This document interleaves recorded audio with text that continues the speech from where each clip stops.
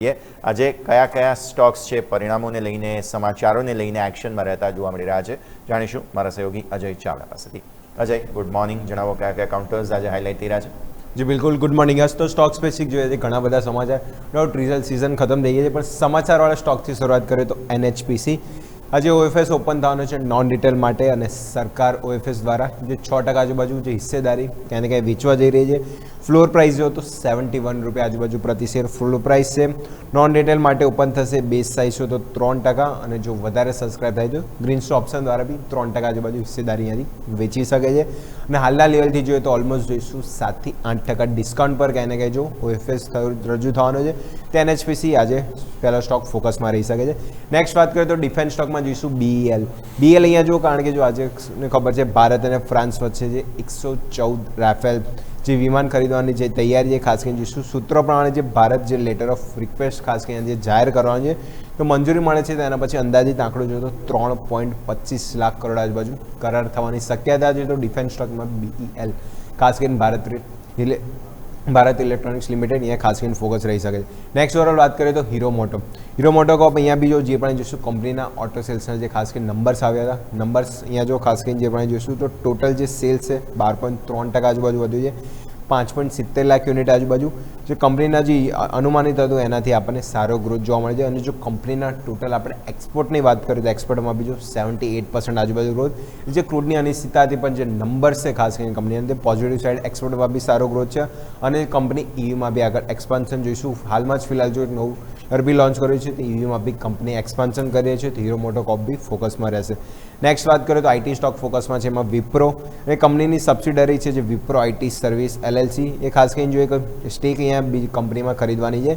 જો ઓવરઓલ વાત કરીએ તો જે એગ્નો ગ્લોબલમાં ખાસ કરીને જે ડીલ અહીંયા લગભગ ઓવરઓલ વેલ્યુની વાત કરીએ તો $28.5 મિલિયન આજુબાજુ જે ખર્ચ કરશે, એટલે ઓવરઓલ જોઈશું તો વિપ્રોનું કુલ હોલ્ડિંગ એમાં જશે 80% આજુબાજુ રહેશે, અને જે એગ્ને ગ્લોબલ વિપ્રોનો હાલ જો તો જે ખાસ કરીને અહીંયાથી મજબૂત પક્ષ બનાવવા માટે ખાસ કરીને જે ડીલ કરવાની છે, અને એક્વિઝિશન ઓલમોસ્ટ જો તો 5 જૂન 2026 સુધી ખાસ કરીને પૂર્ણ થઈ શકે છે, અને એના લીધે બી ખાસ કરીને જે ઓવરઓલ જોઈએ તો જે ADRની બી વાત કરીએ ITમાં એમાં જઈશું વિપ્રોમાં 2%, ઇન્ફોસિસનો બી ADR આપણે ઓલમોસ્ટ જો તો 6% આજુબાજુ છે।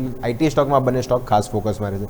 નેક્સ્ટ ઓવરઓલ વાત કરીએ તો એમાં જઈશું NMDC અહીંયા ખાસ કરીને જે પણ જોઈશું કંપનીના જે ટોટલ પ્રોડક્શન નંબર્સ ખાસ કરીને જો ટોટલ પ્રોડક્શન 4.43 મેટ્રિક ટન હતું, વધીને 5.31 મેટ્રિક ટન ખાસ કરીને, આની જો ટોટલ સેલ્સ જોઈએ તો સેલ્સમાં ક્યાં ને ક્યાંય જોઈશું આપણે ડાઉન સાઇડ જોવા મળી છે। સેલ્સ નોર્મલી આપણે 4.34 મેટ્રિક ટન હતું, ઘટીને 4.4 મેટ્રિક ટન, એટલે જોઈશું ટોટલ પ્રોડક્શન નંબર્સ ઓવરઓલ જોઈએ તો મિક્સ કહી શકાય, પણ મેટલ થીમ જે હાઇલાઇટ છે તો ફોકસમાં રહી શકે છે।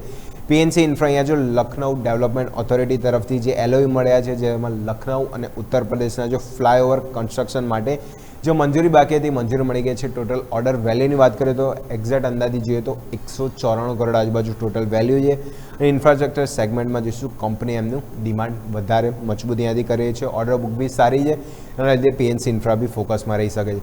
નેક્સ્ટ વાત કરીએ તો એકમેશ સોલાર અહીંયા બી જો કંપની જોઈશું 2800 કરોડ રકમ સુધી જે QIP અહીંયા લોન્ચ કરવા જઈ રહી છે, અને QIP દ્વારા જે સંસ્થાકીય રોકાણ પાસેથી ફંડ અહીંયાથી એકત્ર કરશે, જેમાં જોઈશું બિઝનેસ એક્સપાન્શન, જે ખાસ કરીને કંપનીનું ડેપ્ટ છે ઓછું કરવા માટે જે QIP ખાસ કરીને આજે તો આ બી સ્ટોક છે એકમેશ સોલાર અહીંયાથી ખાસ ફોકસમાં રહેશે।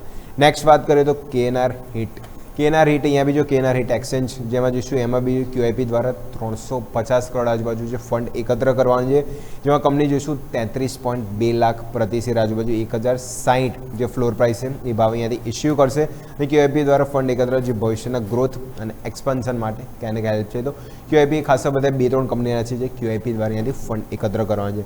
નેક્સ્ટ ઓવરઓલ વાત કરીએ તો ઇક્વિટાસ બેંક અહીંયા જો RBI તરફથી જે જોઈશું જે મીરા અસેટ મ્યુચ્યુઅલ ફંડ જે બેંકમાં જે સ્ટેક વધારવાની હતી એ ફાઇનલી એને મંજૂરી મળી ગઈ છે, એમાં જોઈશું મીરા અસેટ હવે કુલ 9.5% એટલે 9.5 આજુબાજુ જે સુધી હોલ્ડિંગ અહીંયાથી ખાસ વધારી શકે છે, અને હોલ્ડિંગ શેર કેપિટલ અથવા જે વોટિંગ રાઇટ ઇસ્યુ દ્વારા ખાસ અહીંયાથી એ પ્રમાણે હિસ્સો વધારશે, અને ઇન્વેસ્ટમેન્ટ પાર્ટિસિપેશન બી વધવાની અહીંયાથી શક્યતા છે, તો ઇક્વિટાસ સ્મોલ ફાઇનાન્સ બેંક આ બી સ્ટોક ફોકસમાં રહેશે।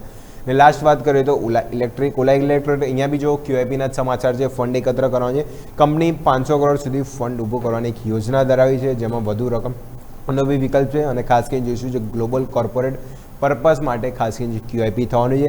એમાં માર્ચ 2026 સુધી જો પ્રમોટર હોલ્ડિંગ જોઈશું તો 34.59% હતું, જે હવે ભાવિશ અગ્રવાલ પાસે જો ફિલહાલ અત્યારે જો તો 27.83% આજુબાજુ હતું. અને QIP જો ફ્લોર પ્રાઇસની બી વાત કરીએ તો ઓલમોસ્ટ જોઈશું 37.24 આજુબાજુ. એટલે હાલના પ્રાઇસથી તો ડિસ્કાઉન્ટ પર જ QIP લોન્ચ થવાનું છે. અને ઇસ્યુ પ્રાઇસ બી ઓલમોસ્ટ જોઈએ તો 35.86 આજુબાજુ. તો અહીંયા બી સ્ટોક ખાસ કરીને અહીંયાથી ફોકસમાં રહી શકે છે. અહીંયા બી QIPના સમાચાર છે તો ઓલા ઇલેક્ટ્રિક આ બી સ્ટોક છે ખાસ અહીંયાથી ફોકસમાં રહેશે.